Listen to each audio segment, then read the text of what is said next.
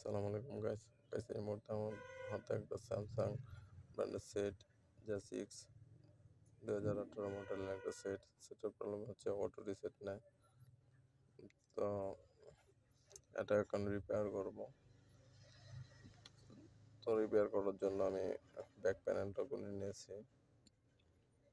এখন এলসিডি প্যানেলটা খুলে তারপর এটা রিপেয়ার করবো। যে দেখেন অটো রিসেট নেয় মানে চার্জ থাকা অবস্থায় অনেক সময় বন্ধ হয়ে যায়। ইউটিউব, ফেসবুক অথবা কল আসলে অটোমেটিক চার্জ থাকা অবস্থায় বন্ধ হয়ে যায়।